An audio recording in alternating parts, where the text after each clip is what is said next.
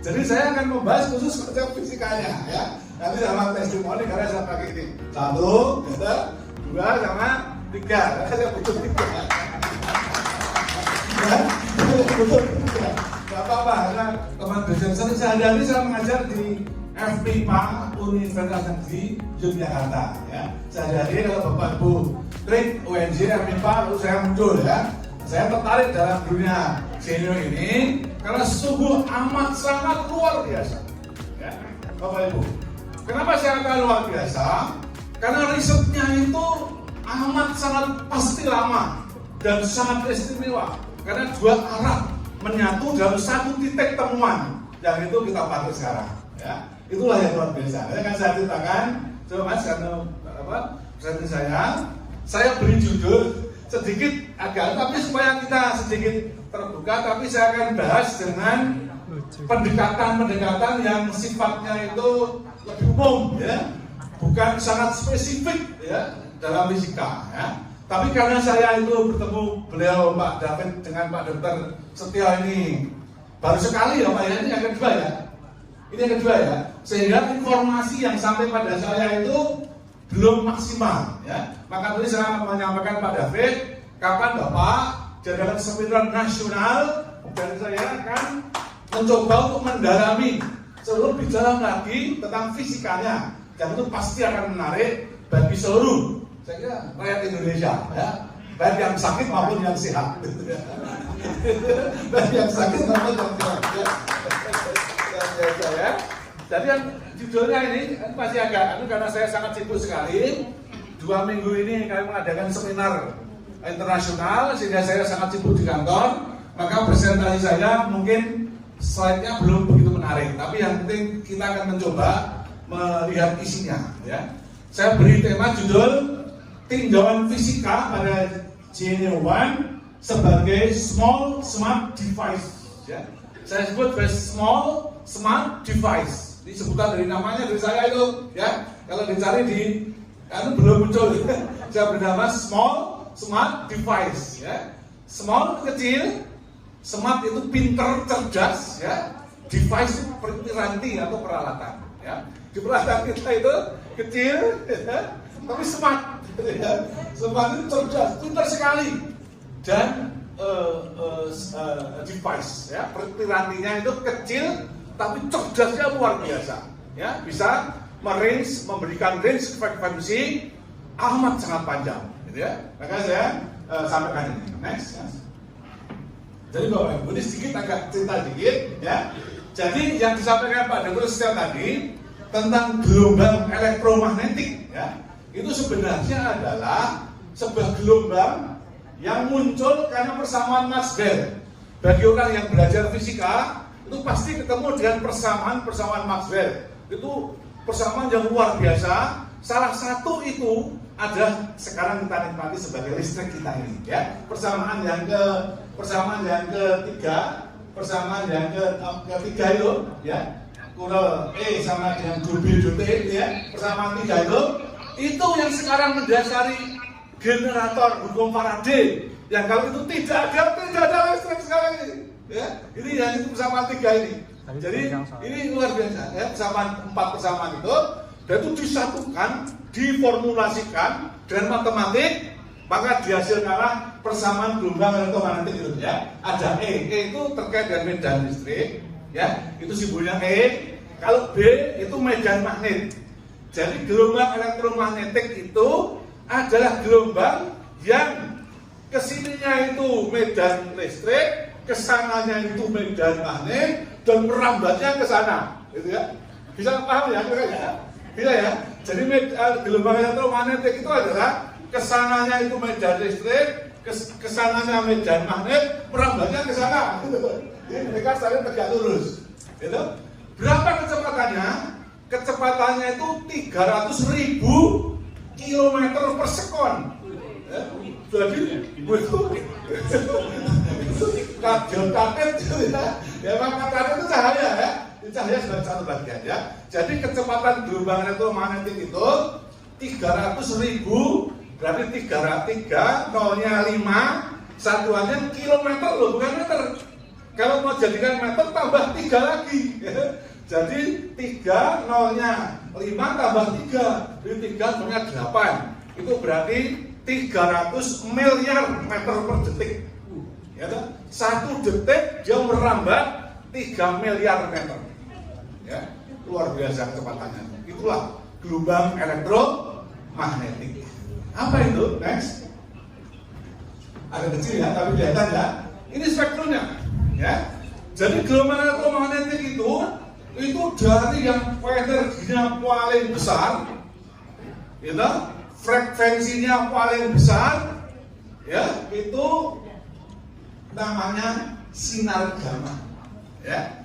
Sinar gamma itu adalah radiasi yang energinya sangat besar dan dia bahaya sekali untuk orang sehat. Ya, maka dia dipakai untuk orang-orang yang kena sakit kanker sudah sangat lama, untuk membunuh sel-sel kanker itu diradiasi yang namanya kemoterapi. Ya, itu diberi radiasi sinar gamma sehingga sel-sel kankernya itu terbunuh, mati. Tetapi ketika itu juga sel sekitarnya jadi mati, ya, maka bahaya. Maka orang-orang yang bekerja di dalam daerah itu pasti dari perlindungan yang sangat ketat. Misalnya orang yang bekerja di Batan, ya, di tenaga nuklir itu semuanya hati-hati dengan radiasi. Berikutnya kita kenal, ya, itu adalah sebelumnya. Nah, ya, kita kenal bahwanya ini sinar X, ya. Sinar X itu dengan orang lain sinar Ronsen, ya. Itu untuk memfoto sesuatu yang tidak bisa difoto dengan kamera biasa, gitu. Itu pakai sinar Ronsen, ya. Jika misalnya untuk orang yang patah tulang, ya, orang yang ingin tahu bagaimana bentuknya tulangnya di dalam itu pakai sinar X atau sinar Ronsen. Bawahnya itu adalah UV, ya, sinar ultraviolet. Agak sinar sedikit, bawahnya itu. Nah ini Bapak Ibu, yang sempit ini, yang diperbesar oleh gambar ini adalah cahaya, sinar tampak, ya, yang sekarang kita nikmati, ya. Jadi cahaya itu hanya sempit sekali, hanya ini yang bisa menyebabkan kita bisa melihat, ya, ini. Maka artinya apa? Artinya ada sesuatu yang tidak terlihat, tapi yang dilihat hanya sempit ini. Jadi jangan sampai mengatakan kalau Genio itu demit. Enggak. Karena dia akan bekerja di luar cahaya, ya. Jadi cahaya itu adalah sesuatu yang menyebabkan kita bisa melihat. Itu sempit sekali. Yaitu panjang gelombang antara 400 sampai 700, ya. Ini sempit sekali ini, ya.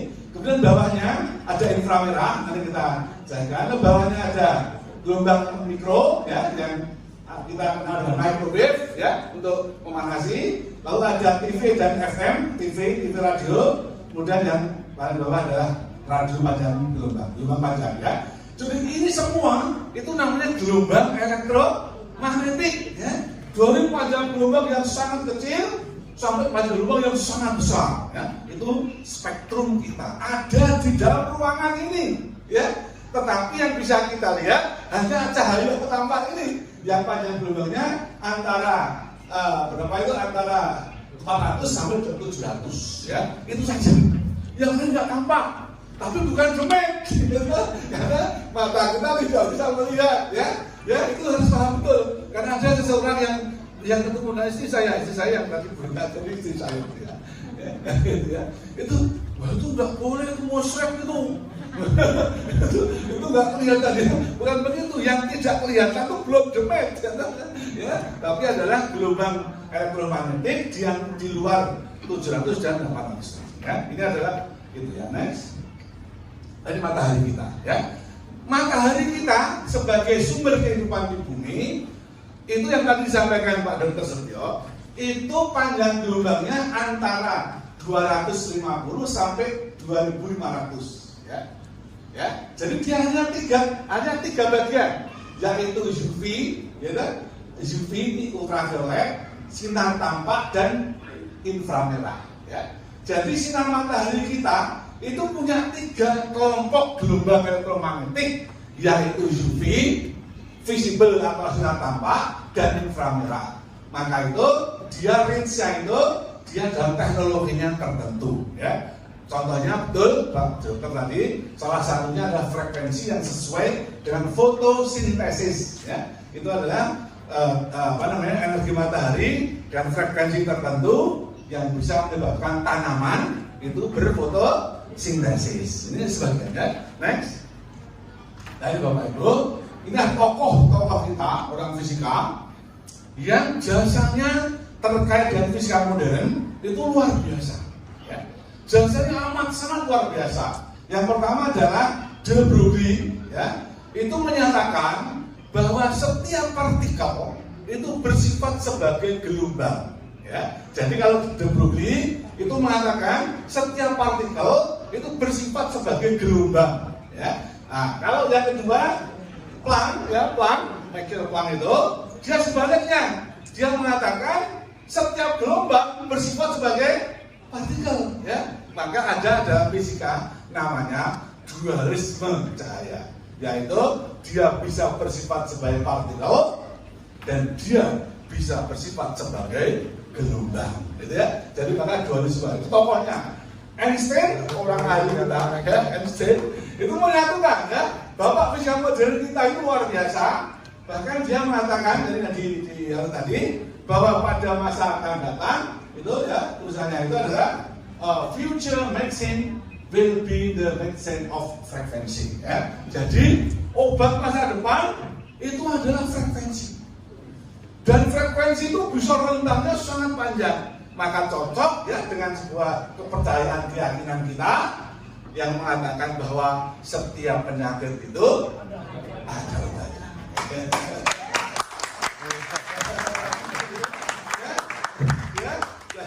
Itu yang luar biasa. Oleh karena itu saya tertarik sekali untuk datang di sini. Saya mohon izin Pak David, ya, saya bisa datang ke sini, ya, agar supaya pemahaman kita mengenai Genio itu benar-benar paham. Dan kemudian dengan datang ke sini, saya kira yang boleh datang itu orang sakit maupun orang sehat, ya. Orang sehat maupun. Bagi orang yang sakit kita butuh pengobatan. Bagi yang sehat, siapa tahu tetangga saudara yang sakit bisa diberitahu lalu menjadi sehat, kan, gitu, ya. Jadi saya kira itu penting untuk kita lakukan, ya. Jadi kita akan bekerja dengan tiga tokoh besar ini, dan itu diakui oleh dunia fisika, sehingga kemudian perkembangan fisika hari ini tentu menjadi teknologi masa depan, ya. Ketika dia Einstein tahun 1955 dia wafat, ya, lalu 45 tahun kemudian kita merasakan betapa teknologinya itu bisa kita rasakan, ya. Ini adalah satu perkembangan, dan sehingga saya tulis di sini gelombang, ya, saya kira saya bisa mengatakan ketika tadi orang mengatakan tidak mungkin ada kehidupan tanpa matahari, ya, bisa dibayangkan kalau mataharinya nggak ada, bagaimana kita bisa tinggal di bumi? Tidak mungkin ada, ya. Maka saya juga berani katakan bahwa tidak ada kehidupan tanpa gelombang. Saya mengatakan tidak ada kehidupan tanpa gelombang, karena jangankan gelombang, listrik aja mati, panjangnya udah bingung. Ya, apalagi ibu-ibu, ya, mau masak pakai listrik, ini semua pakai listrik, laptop semua pakai listrik, belum nanti yang transaksi kawalan pada apa, ya? Jakarta 1 jam mati listrik, kerugiannya triliunan, ya, karena semua macet, tidak bisa ada pada transaksi-transaksi yang lain. Oleh karena itu, saya yakin ini menjadi saya tanpa dan kehidupan tanpa gelombang. Gelombang itu memiliki 3 besaran penting, ya. Satu namanya frekuensi, ya. Frekuensi itu apa? Frekuensi itu adalah, jadi gelombang itu kan begini Bapak Ibu. Jadi kalau suatu bergetar gini, ya, bergerak, itu kan gelombang, ya. Gelombang yang menakutkan apa? Kalau ada gempa, ya, lapisan tanah kita terjadi patah itu sumber energi, gempanya berjalan, ya. Ini luar biasa, sakit dari mengkhawatirkan, ya. Jadi gelombang itu punya frekuensi. Apa itu frekuensi? Frekuensi adalah banyaknya getaran tiap detik, itu namanya frekuensi, ya. Jadi kalau misalnya bergetarnya itu 2 kali tiap detik, maka dikatakan frekuensinya 2 Hz, ya, satuan Hz, ya. Lalu yang kedua panjang gelombang. Panjang gelombang itu bentuk yang tadi begini, ya. Ini misalnya 1 lambda. Jadi jarak yang ditempuh selama satu periode itu namanya panjang gelombang, ya. Maka kita punya frekuensi, punya panjang gelombang. Nah, alat kita bekerja dalam konteks frekuensi, ya. Alat kita Genio itu bekerja dalam konteks frekuensi. Kenapa? Next. Ya, dulu. Ini dasar-dasar kuantum yang mendasari, ya. Jadi gelombang elektromagnetik tadi yang dari sinar gamma sampai radio, ya, itu semuanya bersifat partikel, sebagaimana dikatakan oleh Planck, ya. Apa yang terjadi rumusnya ini? Bahwa energi tiap foton itu ini sama dengan H kali F. F-nya itu frekuensi, ya. Apa frekuensi tadi? Banyaknya getaran tiap detik itu adalah frekuensi. Nah, H itu satu ketetapan besarnya ini, ya, tidak penting, ya. Tapi bahwa energi tiap foton itu HF, ya. HF kalau banyaknya foton N, maka N kali HF, ya. Jadi kalikan berapa kali? Dan N itu bilangan bulat, ya. Jadi maka dalam dunia fisika namanya satuan, ya. Tidak ada tengahan, semua bilangan bulat, ya. Maka itu adalah yang kedua, karena satuan ini maka kan berpengaruh pada solusi persamaan Schrödinger yang mendasari hampir semua kebolehjadian setiap partikel, ya.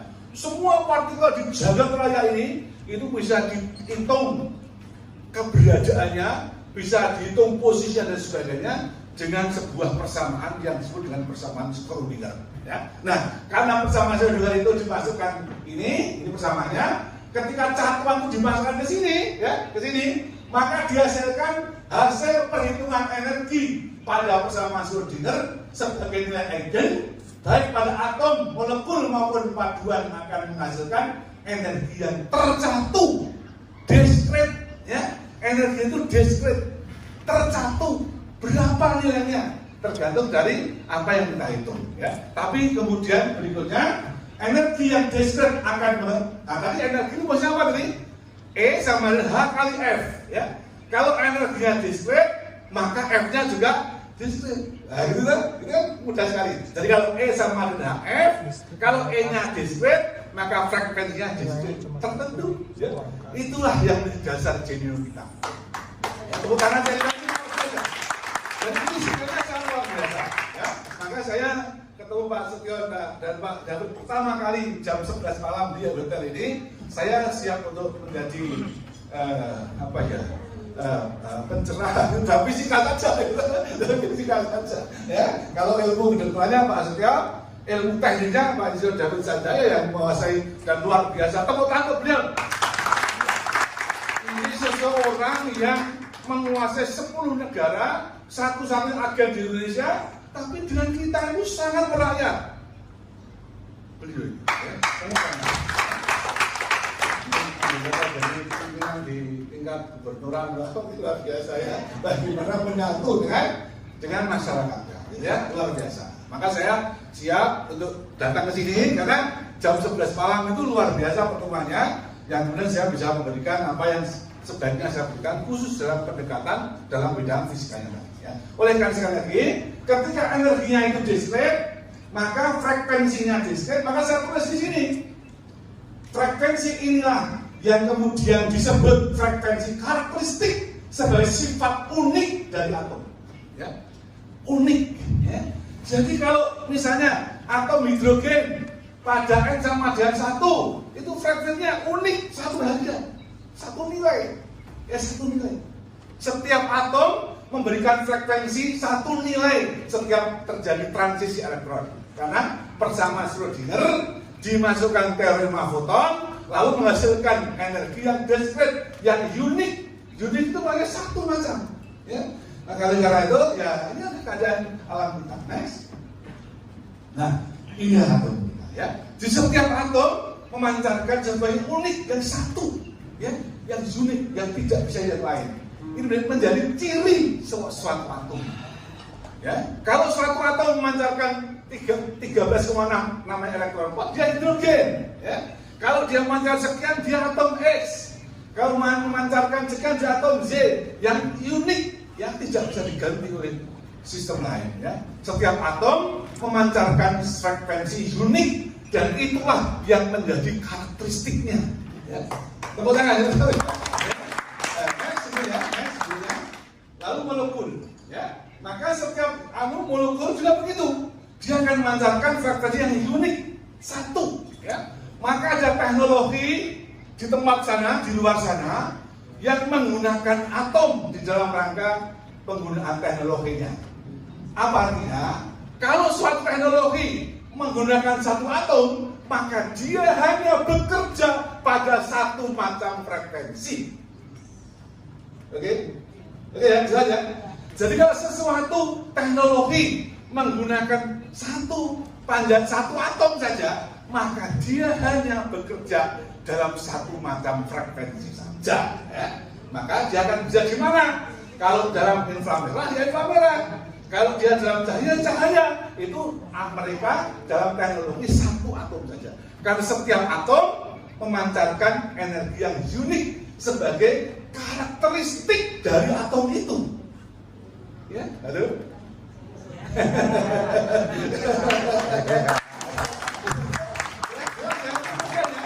Ini fisika kalau matematiknya agak dalam ya, tapi apa namanya maknanya seperti itu. Ya. Next. Nah ini sekarang ya. Sekarang tadi Pak Dr. Setio luar biasa. Jadi setiap atom memiliki sesuatu yang unik dan atom-atom itu membangun sebuah molekul maupun paduan. Dan itulah yang ada dalam tubuh kita masing-masing. Ya kan? Jadi kalau begitu, maka di dalam tubuh kita itu akan ada frekuensi tertentu yang terkait dengan keadaan tertentu. Ya, dalam tubuh kita ini ada frekuensi tertentu yang terkait dengan keadaan tertentu, kan gitu kan? Ya, yang itu unik. Ya. Oleh karena itu, riset telah panjang dilakukan. Ya, tadi kenapa saya foto yang disampaikan Pak Dokter tadi itu sejumlah frekuensi. Ya, ya kalau otak misalnya 90 ada otak misalnya 90 ya. Sekarang kayaknya nemu semua 90 saja kan gampang, gitu. Kita pakai sekarang 90, tapi menemukan angka 90 itu yang risetnya panjang, ya itu tidak sembarang orang bisa. Oleh karena itu, kita sekarang tahu bahwa kalau kemudian ada frekuensi 90 Hz, cocok untuk keadaan fisik, misalnya otak kita. Satu sisi. Ya, itu satu sisi ya. Jadi, setiap organ tubuh kita memiliki frekuensi keadaan sehat, karakteristik tertentu.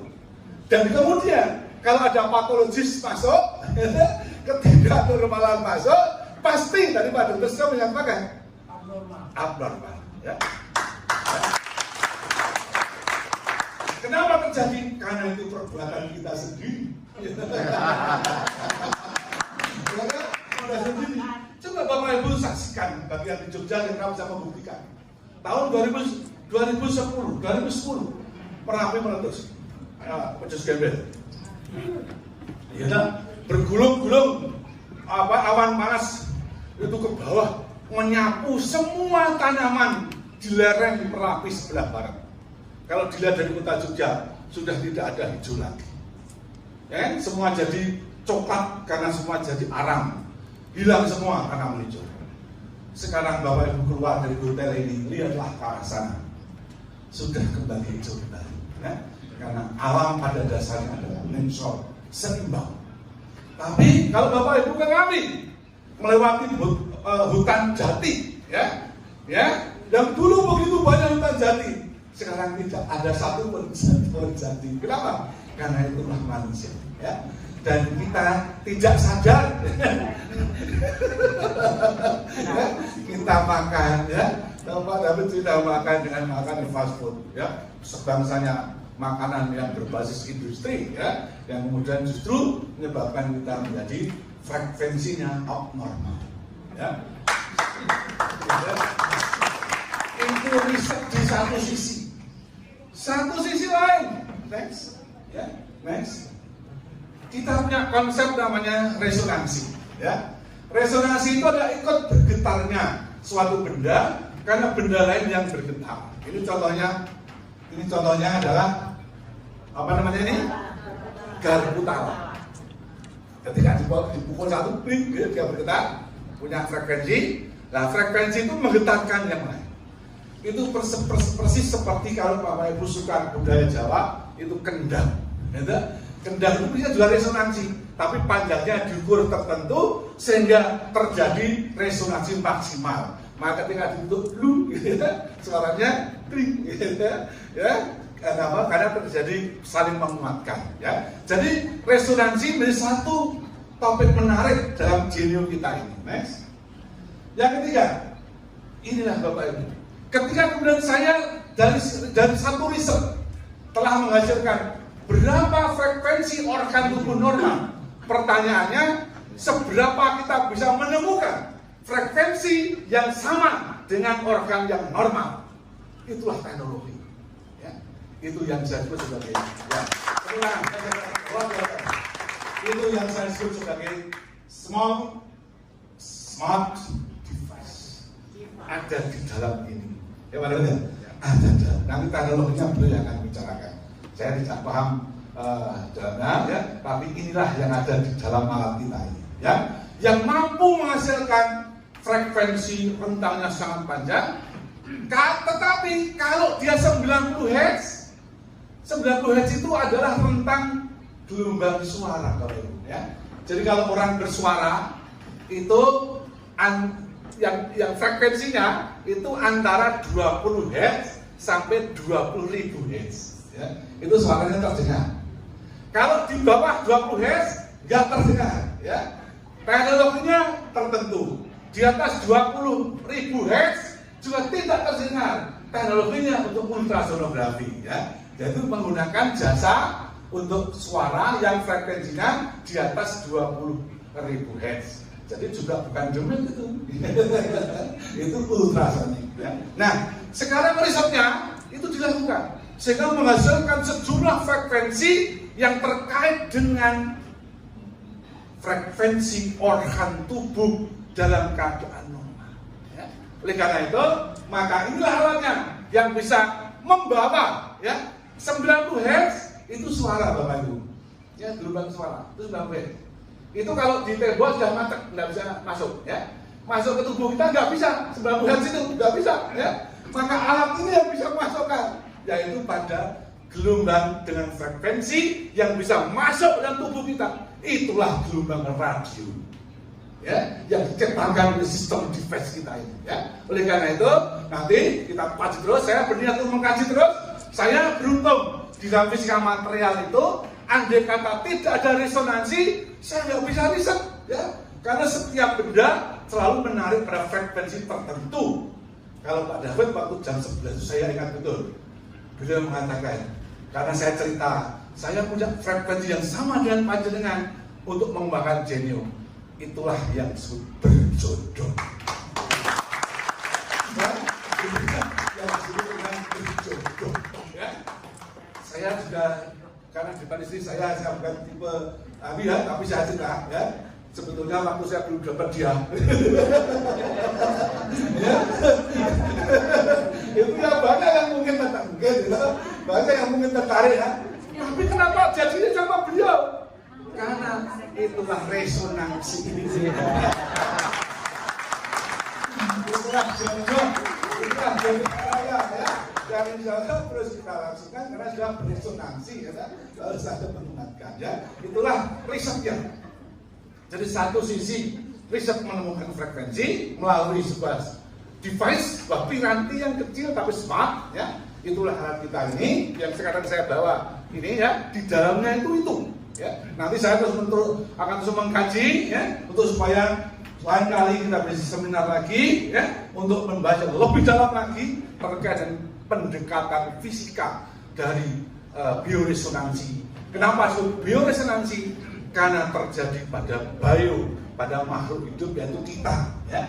Ya, nah, resonansi yang terjadi pada makhluk hidup itu disebut dengan bioresonansi. Maka itu ya, oleh karena itu ini saya katakan small smart device. Ya, saya tulis di situ ya, nanti small smart device dalam bentuk komponen elektronik aktif yang terdiri dari gabungan ratusan, ribuan, bahkan jutaan transistor yang ada di situ. Ya, yang luar hasil riset dari teknologi Rusia. Rusia yang pada berarti Rusia, ya luar biasa ya. Itu kemudian menghasilkan frekuensi yang kemudian menghasilkan sebagaimana kita harapkan. Next. Inilah ya. Jadi dari ini bayangkan, loh itu kan sudah ada. Ya sekarang ada Bapak Ibu. Ya sekarang Pak David menerima, kita semua menerima. Tapi menemukan angka-angka sampai mencapai 8.000 ini suatu riset yang sangat panjang. Ya. Kerjaan yang luar biasa. Dan saya seorang fisikis, seorang fisikawan, saya sangat menghargai bagaimana seseorang bisa melakukan riset panjang yang sekarang alat itu hadir di tengah-tengah.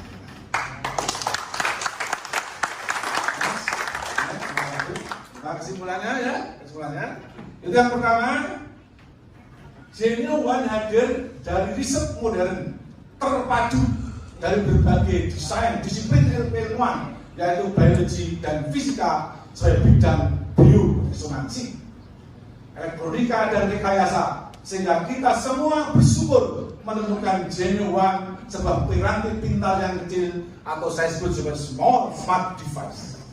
Ya, kita bersyukur menemukan hari ini. Ya, ya.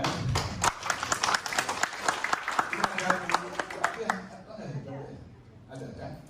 Suatu ketika saya mendapatkan berita Ibu Sabto itu mengatakan kok tidak berpengaruh jenius saya, karena sama dengan saya, beliau obesitas, saya obesitas. Ya, saya salah satu dari gene ini adalah obesitas. Ya.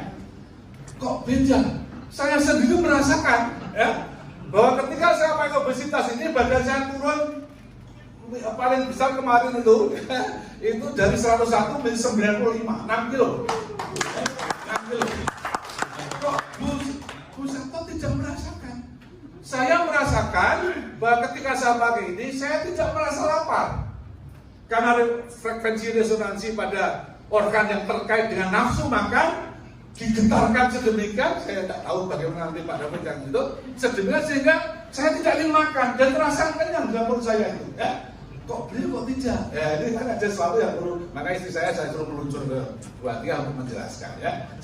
Apa sebabnya? Ya, siapa tahu? Karena Pak, ini memang terkait dengan pikiran.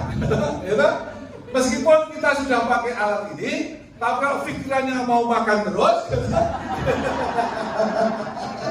ya, lapar kenyang laparnya. Saya kira sebagai satu contoh kasus ya, saya sendiri itu saya itu pandemen bakmi. Hampir semua penjual bakmi di kota Jogja itu sudah saya coba. Nah, Bapak Ibu mau tanya mana saya tahu.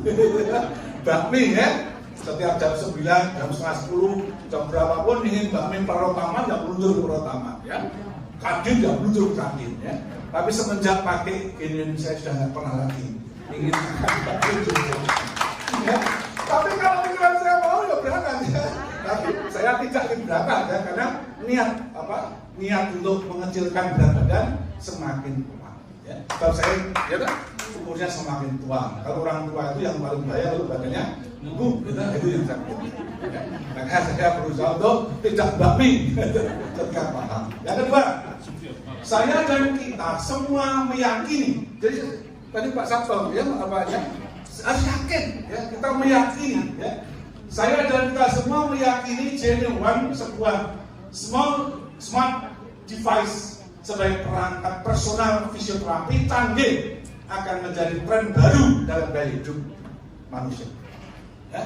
Kenapa? Karena tidak merasa saya begini. Saya kemarin sampai maaf saya kan pakai ini, ya. Umur saya sudah 61 tahun ya.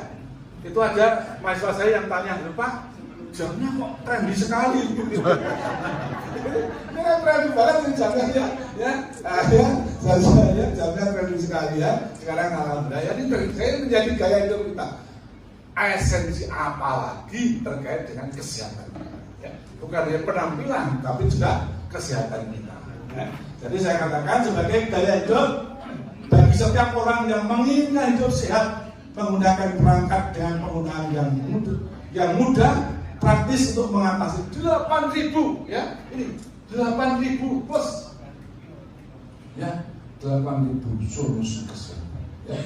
Ini luar biasa, risetnya amat sangat panjang dan itulah yang bisa kita hadapi sekarang ya. Jadi oleh karena itu saya tidak ingin apa-apa kecuali menyampaikan pendekatan fisika yang itu menarik, itu terus saya kaji agar semakin dalam tentang pengetahuan kita terkait dengan genome yang akan menyehatkan orang lain dan kita sendiri. Sebagaimana tadi, setiap penyakit selalu ada obatnya.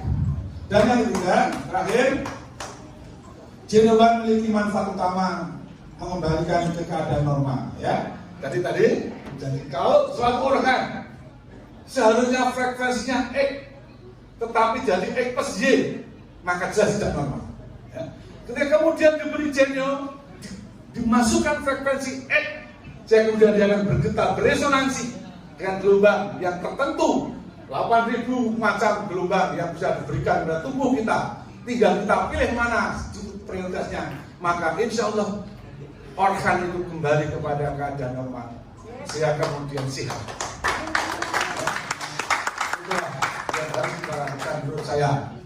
Karena kalau sehat itu banyak kemudahannya.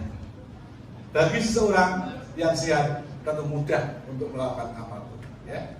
Beribadah ya, bersama keluarga, menikmati hidup. Apalagi saya sudah 61 tahun, tapi kemarin saya tampil di YouTube katanya kok masih kelihatan muda.